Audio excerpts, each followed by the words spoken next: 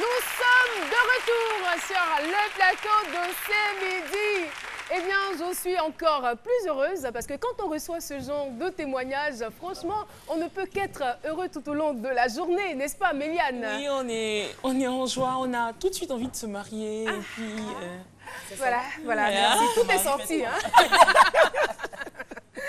Voilà, Alissa Zena qui nous rejoint sur le plateau de C'est Midi. J'attends des applaudissements. Et on retrouve tout de suite Méliane Cuny pour les réseaux sociaux. Elle a décidé de nous parler de Junior Expo. C'est donc une plateforme de rencontre. On en sait davantage tout de suite après le jingle.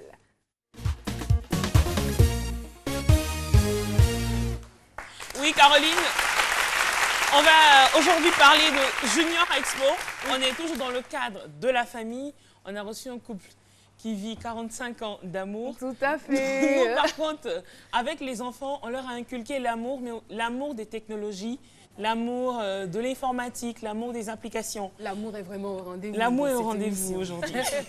Donc, avec Junior Expo, on a permis aux enfants de 8 à 12 ans d'apprendre à développer des applications, apprendre aux enfants à créer des jeux, à développer leur intellect grâce aux technologies et grâce à un site. Donc, on a différents niveaux.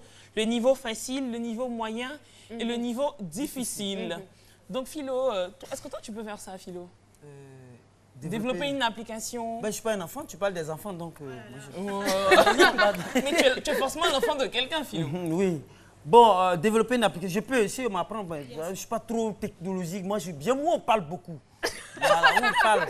Je me dis de façon verbale, je vais te dire qu'est-ce que c'est qu'une application. Voilà. Donc, avec justement sur le site imagine.microsoft.com/dispo part 1, on permet aux enfants de créer des applications, on permet aux enfants de créer des jeux. Et là, on a tendu notre micro d'abord au formateur, à M. Magus Johnson, qui nous explique l'essentiel de cette formation. On le suit tout de suite.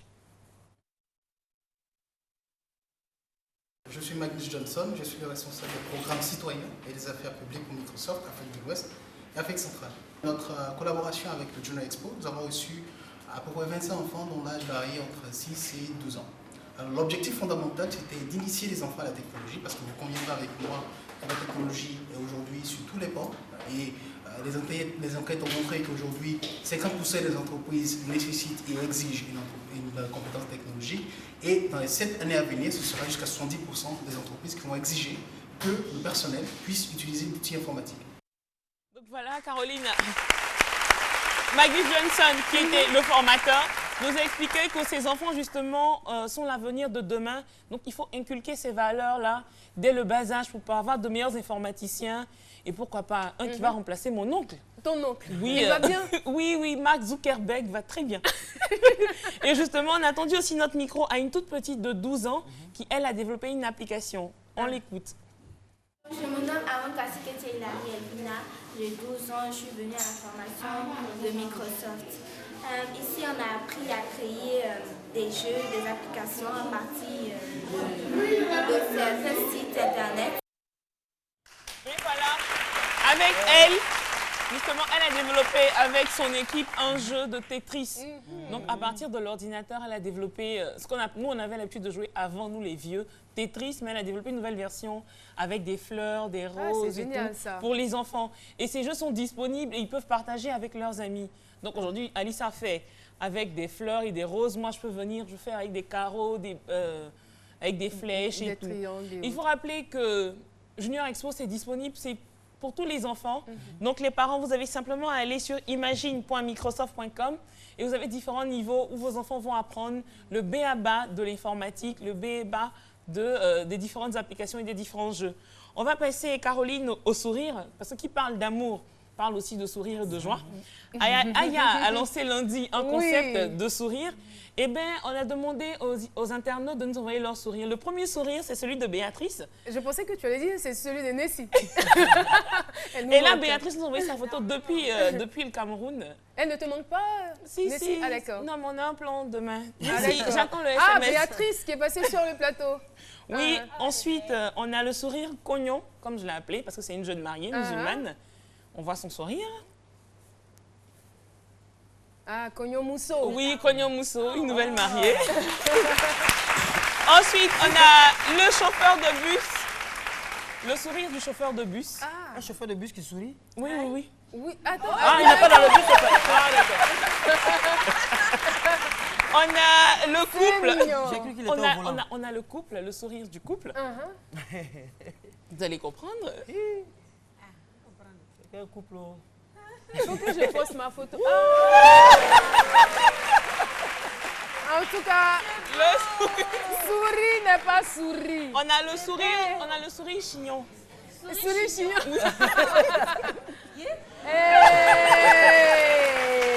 On a le sourire du soir. Le sourire du Le soir. sourire du soir. Ok. En tout cas, c'est le soir. J'ai une photo que Ensuite, je dois te on a poster. sourire bouche rouge. C'est rouge à lèvres, sûrement. Souris bouche rouge. Et on a mon sourire à moi. Ce sourire-là, quand j'ai vu, je dis, c'est midi. Et c'est vraiment. la cerise sur le gâteau. Le sourire gâteau. Le sourire d'Eto. Donc, Eto qu'on attend à l'émission. oui, Hein. oui, Saison 3, le public te réclame. Eh bien, on espère que tu viendras donc nous faire plaisir à cette émission. N'est-ce pas, public? On veut qu'Eto vienne. Hein. Voilà. On a la confirmation. Merci beaucoup. Merci, Merci, Caroline. Méliane. Et on a aussi le sourire de Méliane. Moi, je veux voir le sourire de Philo. Philo, ton sourire. Puis le...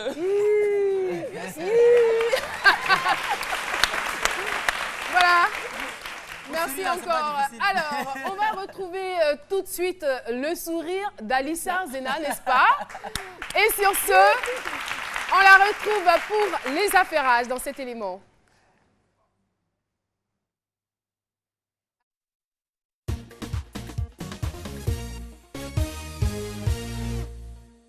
Salut mes affairés. Celui que je suis venue voir aujourd'hui, il s'appelle Isaac Diakité. Il est promoteur et manager d'artistes. Il a tellement de cordes à son arc, je ne vous en dis pas plus. Bonjour Isaac. Bonjour Zena. Ça va? Ça va bien. Tu sais que moi je suis une grande affairée. Hein? Ça, ne me dis même pas ça, je sais. Ok. Comment Isaac est arrivé dans ce milieu-là? J'ai fait un BTS en info de gestion. Après, je voulais aller en Europe me chercher comme tout jeune, ambitieux et tout ça. Et j'ai un cousin avec qui j'étais qui m'a dit petit, reste, on va bosser ensemble. Et il a ouvert un maquillage de poumon dans le temps qu'on appelait le compresseur. Quand la guerre a éclaté et tout ça, il avait un ami qu'on appelle Richie, qui était dans la musique déjà, qui a fait partie de l'orchestre de l'université, l'OUA, Ismaël et Richie dans le temps. Richie était l'ami de mon frère qui était dans la musique, dans la production, et il a produit un groupe qu'on appelait les Lolas. Dans le temps, c'est qu'on chantait Couvre-feu là et ça a toutes les choses. Si. Donc il m'a confié le groupe. Ça a été mon premier groupe, ça a été mon entrée dans le showbiz. Il y a beaucoup de bruit qui court, comme quoi les managers de boîtes sont des proxénètes. Beaucoup de choses sur les managers de boîtes de nuit. Est-ce que vous êtes réellement des proxénètes? Le proxénétisme, je pense que c'est rémunéré. Voilà. Moi, je n'ai pas besoin de ça. Ok. Donc, des gens peuvent aller en boîte de nuit, ils peuvent voir une fille. Ok. Ils peuvent voir une fille. Ok. La fille lui plaît. Il peut se dire que le propriétaire ou le manager de la boîte connaît bien la fille. Donc lui, au lieu d'aller directement vers la fille, il peut passer par le mec pour les mettre en contact. Juste le contact et tout ça. Et puis après, lui, il gère son business. Juste le contact. Juste le contact. Alors que le proxénète, lui, il fait tout pour amener la fille dans le lit du monsieur. Okay? Et il est rémunéré pour ça. D'accord. Je pense que c'est ça. Donc, on ne dirait pas que les managers... Bon, peut-être qu'il y en a qui peuvent le faire, hein, mais moi, je ne pense pas que ce soit ça le boulot, quoi, franchement. Je ne pourrais pas venir voir Chico sans parler d'Ismaël Isaac, puisque Chico fait partie du staff d'Ismaël Isaac et Chico était présent le jour de l'accident d'Ismaël Isaac. Est-ce que Chico peut nous dire un peu ce qui s'est passé? Je bosse avec Ismo en freelance. Et le jour de l'accident, on était à Yamoussoukro. Et il devait honorer aussi un spectacle ici à Abidjan à 14h. Donc on a quitté Yamoussoukro, on se suivait, nos deux véhicules se suivaient. Et juste un peu après tout maudit, le chauffeur d'Ismaël Isaac a quitté brusquement la voie. Il a fait une sortie de route. J'ai rien compris moi. Parce que moi-même je voulais le suivre. Parce que je me suis dit, parce que moi je ne voyais pas l'avant, je me suis dit qu'il voulait éviter quelque chose devant. Okay? Et quand il a fait sa sortie de route, Ça a été tellement brusque.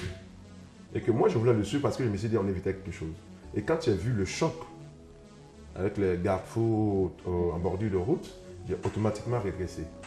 Et je vois la voiture d'Ismaël Isaac aller en tonneau.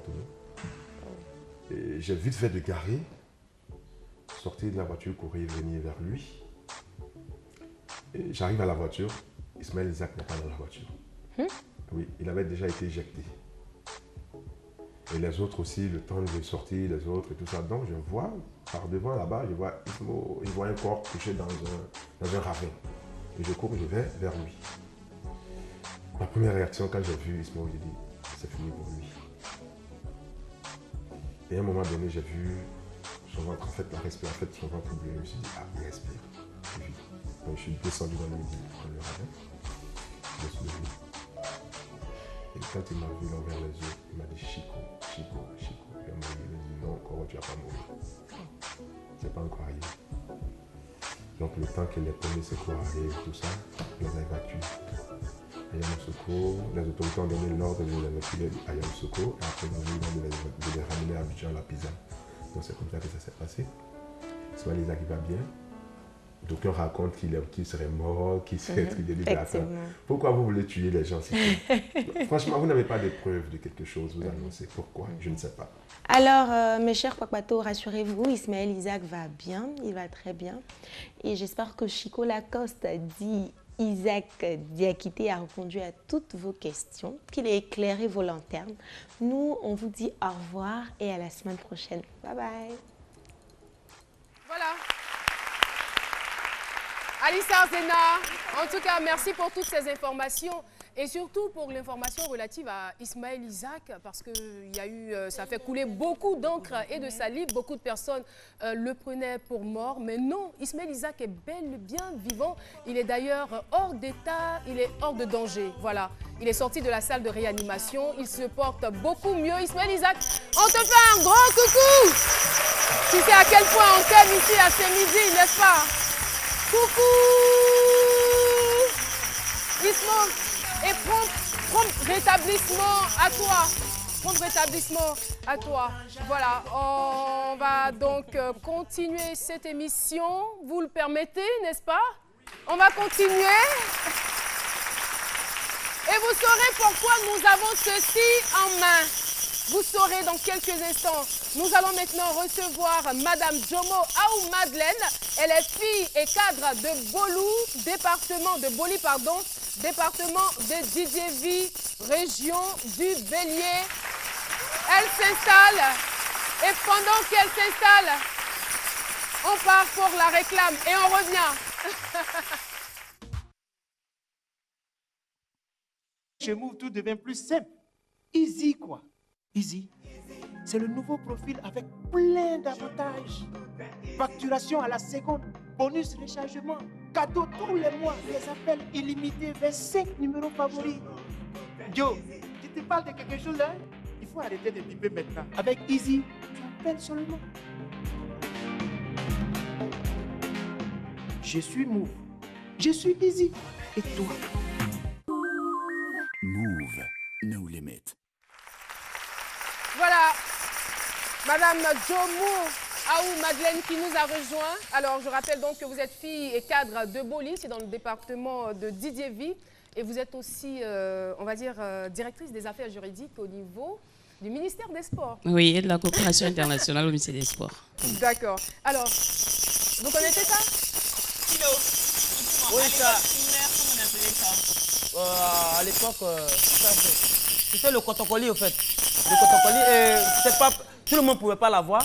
Il fallait être issu d'une famille très aisée pour l'avoir. Cotocoli. Elle est là pour tout. Ça s'appelle le clé-clé. Voilà, c'est le clé-clé.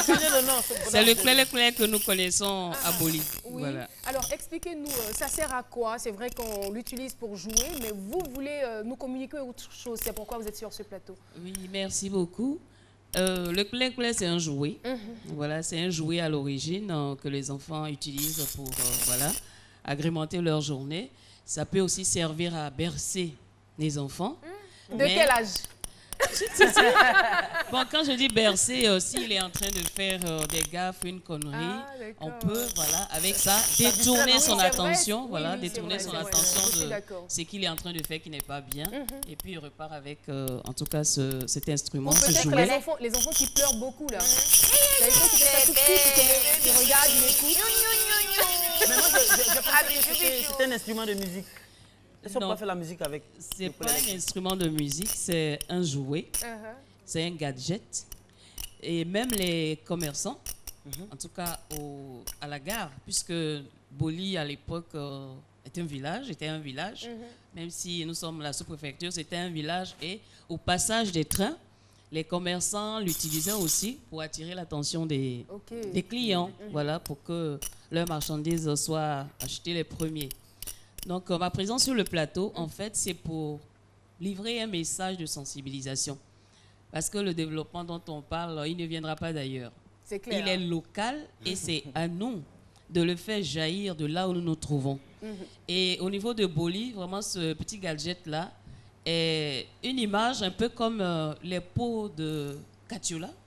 Comme les pots sont pour Katiola. Tout à fait. Voilà. Donc, le play à Boli, ça peut symboliser, en tout cas, notre sous-préfecture. Et je voudrais dire aux jeunes, aux messieurs qui se livrent à cet art-là, leur dire qu'il n'y a pas de sous-métier. De là où nous sommes, de notre petite contribution que nous pouvons apporter, nous pouvons le prendre au sérieux, lui donner une valeur, faire une projection pour que nous aussi, nous puissions contribuer à l'activité économique. Ça, il est vendable. Il est caractéristique de Boli, mais en même temps, si nous regardons bien, en écoutant, il y a différents sons. Voilà. Chacun a son son. Mais alors, est-ce que vous avez entrepris des démarches dans ce sens? Vous avez rencontré les populations de Boli pour leur expliquer le bien fondé de la chose, ou comment est-ce qu'ils peuvent être créatifs pour pouvoir développer leur région? Tout à fait. Celui qui a sculpté ces quelques spécimens que nous avons s'appelle Monsieur Yaouya Kwame. Nous, on dit Yaouya Kwame. Voilà, vraiment, voilà, Yaouya Kwame dans le jargon. Donc, c'est pour leur dire qu'ils peuvent faire de cela une activité économique qui valorise. Et puis, au-delà du plélé, tous ceux qui ont des activités de sculpture, des activités d'art, au-delà des activités de chez nous, c'est la culture de l'igname, du vivrier et tout, on peut développer d'autres activités économiques. Et même des activités sportives aussi. Oui, pour venir soutenir. Ça, c'est du sport. Au stade, les supporters, ou même on peut organiser la compétition en faisant ça. Celui qui va le faire pendant longtemps, le plus longtemps possible, on va voir, aura un prix. Oui. En tout cas, merci. J'ai une autre idée d'exploitation. Voilà, on va terminer là. Une autre idée d'exploitation, c'est-à-dire depuis que j'écoute aux différents sons, vous avez des sons qui sont un peu plus stridents. On a l'impression que c'est le grillon qui est en train de crier. Donc, je me suis dit que les producteurs de films, par exemple, pour le bruitage. Voilà, ils peuvent l'utiliser pour le bruitage aussi. Voilà. On applaudit très fort, Madame Dumont. Merci d'être venue nous voir. Merci infiniment, oui. Merci. Elle attend vos applaudissements pour partir, sinon, voilà. Si vous n'applaudissez pas, elle ne part pas. Merci. Eh bien, on saisit donc l'opportunité pour saluer Afro Moko, l'association des femmes Kwamona et Sia du département de Konaïri, n'est-ce pas, qui sont là. On les applaudit très fort. Merci en tout cas d'être venus. La présidente est Madame Bomisso Liolé. Voilà, vraiment. Ça va là, ça va. Ça va, on va poursuivre l'émission, n'est-ce pas? Alors, Loïc nous a rejoint, d'accord. Alors, Lolo, tu es venu en courant. Tu es un sportif et tu es toujours en action. Toujours. Et on te retrouve tout de suite. Alors.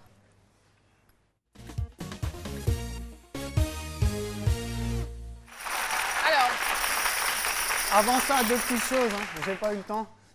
Je suis fan de ta coupe. Oh là, merci, tu es le seul. Depuis hier, là, j'ai vu ça. Oh là là, ils ne m'ont rien dit. Je vais faire la prochaine fois, je vais faire ça. Merci.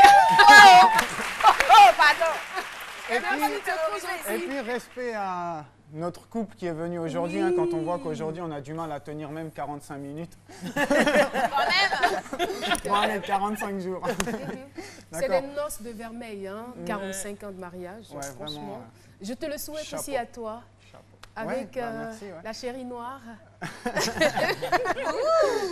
Ok. Ok, on y va donc pour le thème. Forcément, Loïc en action, donc il y a un élément. Et pour ça, je suis parti rencontrer une personne aussi qu'on avait reçue sur le plateau lors de la 2e saison. Donc pour pas gâter le mystère, je propose qu'on lance l'élément.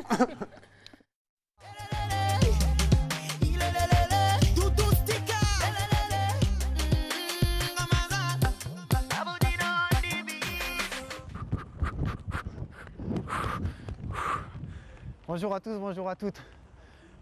Nous voici environ un mois après les Jeux africains de Brazzaville où nos athlètes ivoiriens ont effectué de très belles performances, notamment Marie-Josée Talou et Meïté Ben Youssouf qui ont été victorieux de médailles d'or. C'est pourquoi aujourd'hui je suis au stade Félix Houphouët-Boigny, non pas pour vous parler football, mais plutôt d'une discipline de l'athlétisme. Il s'agit de la course à pied. Je suis venu rencontrer notre champion ivoirien, Koné Oumar, notre champion paralympique. Si vous vous souvenez bien, lors de la 2e saison de C'est Midi, nous l'avions reçu sur le plateau pour C'est Midi, action! Petit à petit, l'oiseau fait son nid. Tu es né pour réussir, alors garde le sourire. Découragement ne peut Africa, oh maman. Le bonheur est le fruit de l'espérance. Dis encore plus loin, demain t'appartient. Frangin, lève les mains et chante avec moi ce refrain. Choco, choco, ça va aller, ça va aller. Nanana, choco, choco, ça va aller, ça va aller. Nanana, choco, choco, ça va aller, ça va aller. Nanana, choco, choco, ça va aller, ça va aller. Africa, Europa, Asia, America. Lui, il s'appelle Loïc. En action. Loïc, attache les ceintures. C'est pour renforcer les muscles. Ni seulement pour le départ. Apparemment, si tu t'entraînes beaucoup avec le chariot, parce que lui, il est tellement lourd, il fait près de 80 kilos. Donc, il te permet de te retenir en poussant, en courant. Voilà. Allez, allez, coup, allez, allez, allez, coup. Allez. Ok, là, c'est bon. Voilà, ça va. Ok, je m'appelle Koné Oumar, je suis un athlète, je fais des handisports en même temps avec les valides. Je suis triple-champion olympique, triple-champion du monde. À mon actif, il y a 61 médailles d'or, 16 médailles d'argent, 5 médailles de bronze, 3 records d'Afrique, 1 record mondial. On fait le sport par amour, aller défendre son pays. Aujourd'hui, pas mal ce matin, il y avait plein de jeunes qui m'ont sollicité pour un entraînement. Donc vraiment, en étant athlète, en même temps j'encadre. On ne met pas la main sur la ligne, on écarte les bras pour être bien à l'aise. On bascule toujours, aller en avant, sur les mains. Voilà, on bascule comme ça, dans le bloc, parce qu'il y a le bloc. Voilà, on monte comme ça. Ok? Ok, prêt? Voilà. Ok, là c'est bon. Quand tu vas attendre prêt, au coup de sifflet, tu déclenches. Hein? Prêt? Même si la route est longue, même si tu t'effondres, ne perds pas raison, ne dis pas que t'abandonnes. Eh bah, crois en toi, garde espoir, Hakuna Matata, ça ira. Découragement ne peut Africa, oh maman. Wow, Loïc a gagné. Et pour la Ah, Côte mais tu t'es d'Ivoire. entraîné quand même, hein? Ouais. Tu saluais qui là? Parce que là, je ne vois pas de public, mais tu saluais quand même. Ouais. C'est nous qui le saluons, Non, c'est nous. dans les tribunes là. Il est dans sa tête. On se prépare en esprit pour la victoire. Alors, d'accord, on rappelle que la course à pied, c'est une discipline de l'athlétisme. hein. Voilà, c'est une discipline. C'est vrai, souvent on assimile la course à pied à l'athlétisme, mais l'athlétisme, c'est d'une Ça manière fait partie, générale. d'accord. Et dans l'athlétisme, il y a la course à pied, il y a le saut en hauteur, saut en longueur, les lancers de javelot, Tout à disques, fait. etc. On te Voilà. remercie, Loïc de Denis. Sans Et faute. sur ce, je voudrais qu'on puisse saluer l'ONG Couple Légal de Côte d'Ivoire. On les applaudit très fort, dont le président est Zongo Zango Émile, merci encore d'être venu et surtout de nous avoir envoyé le couple qu'on a reçu aujourd'hui en invité témoin. Sur ce, mesdames et messieurs, sachez que je vous aime. Je vous aime énormément. Nous vous aimons. Et on a passé un très bon moment avec vous. Je rappelle tout simplement que demain, vendredi, l'émission sera en direct. Alors, on attend les membres de la Carophile. 22 01 0000 pour participer à l'émission ou rendre témoignage ou encore faire partie du public. Bon après-midi à 13h, vous avez le journal. Les programmes se poursuivent sur RTI 1. C'est la chaîne qui rassemble. Au revoir, au revoir, au revoir.